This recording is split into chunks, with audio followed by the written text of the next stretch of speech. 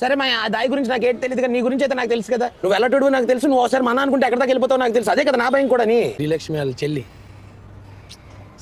చెల్లి శ్రావణి తిప్పాడు కదే ఇట్లా గొప్ప గారదాన్ని బళ్ళు గిళ్ళు ఎక్కించేది మా. ఓ రోజు వాళ్ళ బాబు ఇంట్లో లేడని దాన్ని వచ్చేమన్నాడు. ఫుల్ కసిక్కిపోయి ఉండేది అది. అది సరే రయ్య అంటే వచ్చింది. తీరా చూద్దాలు బాబు ఇంటికి వచ్చేసాడు. ఇంటికి వద్ద దాన్ని చేయలేక మన వాళ్ళు చేయలేమ్మా. మనం చేయలేక చాలా కాదు మనం చేయలేక అంటే మన వాళ్ళు చేయాలనుకో అలా చెప్పు మరి. అలా చెప్పు మరి. ఎవరికలా చేస్తాం చెప్పు. మనతో పాటు నలుగురు నెల తీసుకొస్తాం కానీ పైకి ఎప్పుడు ఒకరిని తొక్కెళ్ళాలనుకో. మన వల్ల పెరగలేదు.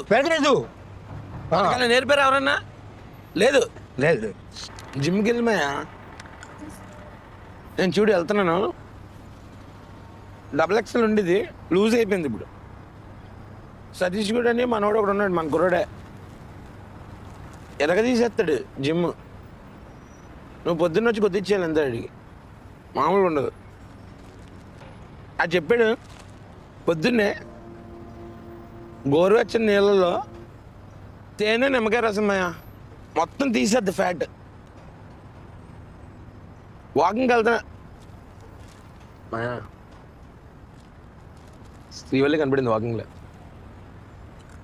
గుర్తుంది కదా. నీకు తెలుసు పెద్ద బిట్టు. అలా ఆయన దొరికిందట, గట్టి గుద్దేసాడట దానికి. ఎవడు ఊరుకుంటాడు మాయా, కరెక్ట్ కాదు కదా. కాలేజీలో అంటే చాలామంది తిప్పారు దాన్ని, అది ఓకే. పెళ్ళే కానీ ఆపేయాలి కదా, అది ఆపలా. గట్టి ఇచ్చాడు దాన్ని. వాని వాళ్ళు రాలేదు బయటకు. మనకు తెలిసిన వాళ్ళు ఒకళ్ళు వాళ్ళ అపార్ట్మెంట్లోనే ఉంటుంది. ఏంట్రా స్పీడ్ కొంచెం నీకైనా ఉండాలి కదా.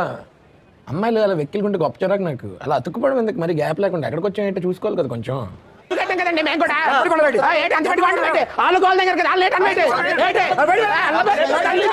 ఎవడు కొట్టేసాడు గోపు మీద, ఏటి తగలలేదు. నేను చూసాను రా. ఏటి చూసావు ఏటో కానీ నేను ఆడు తగిలింటే ఆడు ఉంటాడా, దించిన భూమిలో కానీ అక్కడే చిన్న తగిలింది గోరు.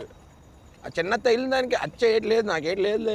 నాకు అడుగుతారు భూషణ్ తీసుకెళ్ళి ఎగ్ పఫ్ కదా ఇది అని గుంటలో సాయంత్రం. నేను ఎప్పుడు వెళ్ళలేదు తెలుసా దేనితోటిని. ఎందుకు నేను నాకు లైఫ్లో గుంట వచ్చిందంటే వీడికి లైఫ్లో టైం ఇవ్వడం తగ్గిపోద్దేమో అని. ఆయన నాకు ఎవడు అక్కర్లేదు. బొక్క పుట్టేటప్పుడు ఉన్నాడా పోయేటప్పుడు ఉంటాడా, నాకేది అవసరం లేదు. నేనే సింగిల్కి వెళ్తాను. అరే సుమన నువ్వు చెప్పావు కదా సూర్యగడ్ టీంలో క్రికెట్ ఆడతాడని చెప్పావు నువ్వు. రేపు ఆడు నా గ్రౌండ్లో దొరకాలి, భూమిలో కప్పెట్టేస్తాను అండి. మీరు ఎవ్వరు అక్కర్లేదు, సింగిల్కి వెళ్తాను నేను. అవసరం లేదు. ఎంగేండి బాయ్.